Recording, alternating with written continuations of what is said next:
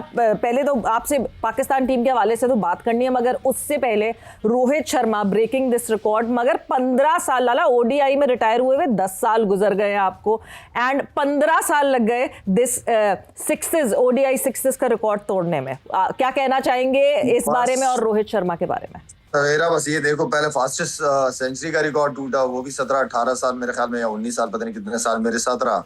उसके बाद ये रिकॉर्ड भी टूट गया। डेफिनेटली देखे, रोहित शर्मा एक ऐसे प्लेयर थे जो मुझे बहुत शुरू से, क्योंकि हम हैदराबाद टेक्कन से साथ ही खेले थे।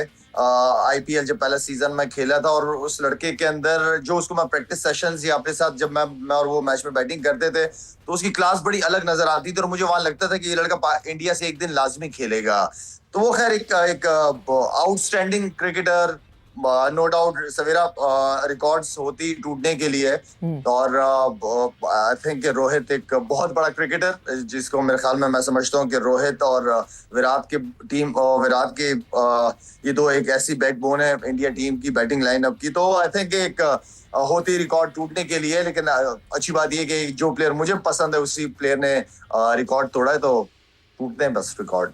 अच्छी बात यह है कि जो आपको प्लेयर पसंद है उसी ने रिकॉर्ड तोड़ा, और वो मतलब आपको वो दिख रहा था, वो पोटेंशियल दिख रहा था। वैसे हम पाकिस्तान क्रिकेट के ऊपर अब मूव ऑन कर रहे हैं, बट लाला एक कमेंट और, क्या विराट और रोहित के बगैर फीकी लगने लगी है इंडियन क्रिकेट? बिकॉज जिस तरह टेस्ट क्रिकेट गई इंडिया की, ओडीआई में आते एकदम से कलर्स आ गए, एंड गौतम गंभीर के साथ जो है वो टेस्ट क्रिकेट कुछ अच्छा नहीं कर रही इंडिया की।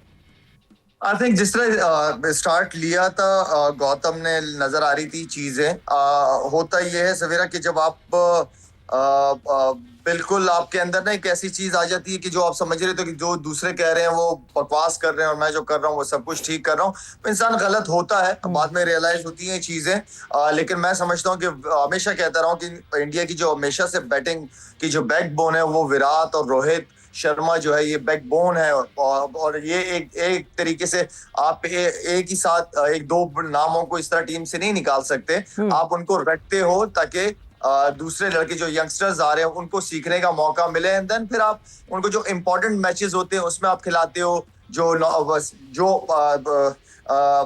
कोई बी टीम या सी टीम से जब आपके मैचेस हो रहे होते हैं, तो आप यंगस्टर्स को चांस देते हैं, लेकिन आप उनको बिल्कुल इग्नोर नहीं करते, क्योंकि वो आपकी हमेशा से टीम की स्ट्रेंथ रहेगी। जो बिल्कुल। सो बैकबोन की बात की लाला, T20 टीम पाकिस्तान की बात करें, सो पाकिस्तान T20 टीम में कौन है जो आपको बैकबोन दिख रहा है? Because over the period of time, इसी पूरे साल की बात करें तो आपको स्टेबिलिटी नहीं दिख रही, आपको लड़के आते हुए दिख रहे हैं, जाते हुए दिख रहे हैं, कभी कोई ओपनर है तो कभी कोई मिडिल ऑर्डर में है।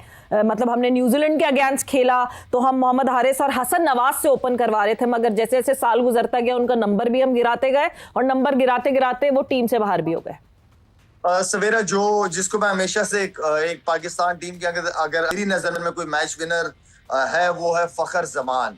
तो मैं समझता हूँ कि उस लड़के के साथ तो हम ऑनेस्टली बड़ी ज्यादती कर रहे हैं। ठीक है, कभी मैंने उसके इंटरव्यूज वगैरह में कभी नहीं सुना कि उसने कोई अपने नंबर के लिए रो रहा हो या कोई दूसरी बात कर रहा हो। वो हमेशा उसको जिस नंबर पे भेजो वो खेलने के लिए तैयार रहता है। लेकिन ऑनेस्टली स्पीकिंग कि हम उसके साथ ज्यादती कर रहे हैं। इवन के सवेरा अगर आप देखें, एक आधा मैच के अंदर मैं देख रहा था, आपने फहीम अशरफ, मोहम्मद नवाज, इनको ऊपर भेज दिया फखर को। कोई मेरे ख्याल में 7वें-8वें नंबर पे उसको बैटिंग कराई आपने एक मैच में। तो आई थिंक इस तरह की ज्यादती नहीं करनी चाहिए उस लड़के के साथ। आपका ओपनर अभी एक शहजादा फरहान एक प्लेयर है जो थोड़ा सा लग रहा है कि कंसिस्टेंट है। साइम अयूब आपका बिल्कुल कंसिस्टेंट परफॉर्मर नहीं है। ये तो किस्मत अच्छी है कि साइम अयूब साथ में थोड़ी बॉलिंग कर लेता है, जिसकी वजह से आज वो टीम में जगह बनाए रखा हुआ है। लेकिन मैं समझता हूं कि आपको साइम अयूब ऐसा प्लेयर नहीं है कि आप उसको कहो कि नहीं यार ये हर मैच खेलेगा। आप वहां पे फखर को यूज कर सकते हैं। आप साइम को बिठा के आपके फखर को यूज करना चाहिए। उस लड़के के साथ ज्यादती नहीं करनी चाहिए। उसकी जितनी भी क्रिकेट बाकी है फखर की, उसको यूटिलाइज करना चाहिए पाकिस्तान को। ठीक है, हमने बहुत सारे एक्सपेरिमेंट किए। क्या नाम है उसका, हसन नवाज को हम एज अ ओपनर लेके आए। उसने न्यूजीलैंड में एक आधा मैच में परफॉर्म किया, फिर उसके बाद उसको चौथे नंबर पे लेके गए, चौथे से छठे 7वें पे लेके गए, अब टीम से ही बाहर है। तो मेरा मतलब है कि हमने उसको इतना सर पे बिठाया और चढ़ाया, और उस प्लेयर के अंदर था, लेकिन उसको एटलीस्ट अपने नंबर पे तो खिलाए ना। आप जगह तो दो ना। फिर आप किसी को, एक लड़के को आप 17, 18, 20, 25 मैच 25 इनिंग्स दे रहे, और कुछ लोगों को आप जो है उनके नंबर पे ना होने के बावजूद आप उनको 5-5, 6-6 मैचेस की इनिंग देते हैं, तो ये ज्यादती ना करें, जिसको भी खिलाएं फिर प्रॉपर। और उसी डोमेस्टिक क्रिकेट से जब आप किसी प्लेयर को आप नेशनल टीम के लिए पिक करते हो, आप नंबर देख के पिक करते हो। ये नहीं कि एक लड़का 5वें 6ठे ओपनर बैट्समैन है यार, 5वें 6ठे पे कोई परफॉर्म नहीं कर रहा, ओपनर को 5वें 6ठे पे कर दो। ये तरीका बहुत गलत है, इससे फायदा नुकसान हो सकता, फायदा नहीं हो सकता। बिल्कुल फायदा नहीं हो सकता और टैलेंट जो है वो जाया होगा। तो लाला, अगर वर्ल्ड कप के हिसाब से बात की जाए, because February right at the corner, हमारे पास सिर्फ 6 T20 मैचेस रह गए हैं वर्ल्ड कप से पहले। अगर 3 ओपनर्स चले, मैं आपसे पूछूं कि एक हम बैकहैंड पे अपना एक ओपनर रखेंगे, तो कौन से वो 3 ओपनर्स होंगे जिनके साथ आप जाना चाहेंगे? सवेरा देखिए, आपने बीच में ना बहुत सारे एक्सपेरिमेंट्स किए, अच्छा किया, मैं खुद कहता हूँ कि बहुत अच्छा किया। लड़कों को बिठाया, खिलाया, ऊपर नीचे चीजें की, मेरे ख्याल में अब बस कर देना चाहिए अब, क्योंकि ज्यादा दूर नहीं है वर्ल्ड कप। अगर आपका जो सवाल है उस पर, तो मुझे जो है वो यही बनता है कि आप सबजादा फरहान है आपके पास, फखर है आपके पास, और साइम अयूब, ये 3 ओपनर हो गए आपके पास। ठीक है, ये 3 ओपनर हो गए। मिडिल ऑर्डर पे अगर हम लाला जाते हैं, क्योंकि मैं आहिस्ता आहिस्ता आपकी 11 बनवा रही हूँ कि वो 11 फिर हम जरा वर्ल्ड कप में दिखाएंगे कि शायद आफरीदी की 11 क्या थी पाकिस्तान के लिए, या स्क्वाड क्या था। वैसे दूर है बहुत। लाला दूर लग रहा है, पर मुझे तो ऐसा लग रहा है कि बिल्कुल सर पे आ गया और हम तैयार नहीं है। अभी भी हम जो है अपनी बेस्ट प्लेइंग 11 ढूंढ रहे हैं, बिकॉज मैं छलांग लगा के, मिडिल ऑर्डर से पहले ही मैं छलांग लगा के विकेट कीपर पे जाऊंगी। मुझे सबसे ज्यादा जो परेशानी है वो विकेट कीपर के हिसाब से, बिकॉज हमने मोहम्मद हारिस को ड्रॉप कर दिया, हम उस्मान खान के ऊपर आ गए। हमने इससे पहले मोहम्मद रिजवान को इस वजह से ड्रॉप किया था बिकॉज ऑब्वियसली वो स्ट्राइक रेट डिबेट पे पूरा नहीं उतर रहे थे। हसीबुल्लाह को डेवलप करना था, हसीबुल्लाह को डेवलप नहीं किया। कौन सा विकेट कीपर आपको जाता हुआ दिखता है वर्ल्ड कप में? सवेरा,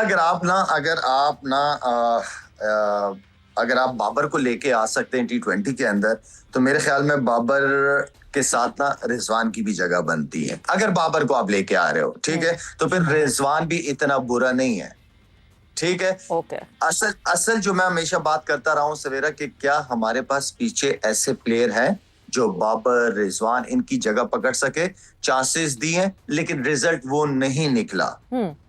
तो मगर रिजल्ट वो फिर तो going back to the square one है ना लाला, जो इतने पूरा 1 साल गुजारते हुए जो हमने चेंजेस की T20 की, कि इनको पुराने वालों को निकालें, नए वालों को लेकर आए, स्ट्राइक रेट हमें तेज करना है, स्ट्राइक रेट हमें मॉडर्न डे क्रिकेट खेलनी है। फिर तो ICC इवेंट आते ही हम बिल्कुल ऐसे ही है कि वापस ग्राउंड जीरो पे जा रहे हैं। सवेरा, आप इस बात से भी देख लो कि क्योंकि साहबजादा क्या नाम है इसका, कप्तान का, सलमान अली आगा को मैं खुद पर्सनली भी उससे बात करता हूँ, उसको मोटिवेट भी करता हूँ, चाहे जो भी सिचुएशन हो। मेरी हर लड़की से तकरीबन बात होती है, मुश्किल वक्त में उनके साथ खड़ा रहता हूँ मैं। अगर देखा जाए तो क्योंकि ये भी नीचे बैटिंग कर रहा था आगा सलमान, तो मैंने आगा को ये एक ही बात की थी, आगा कि अगर आप कप्तान हो और इतने नीचे पे खेल रहे हो, तो फिर तो आपकी जगह ही नहीं बनती।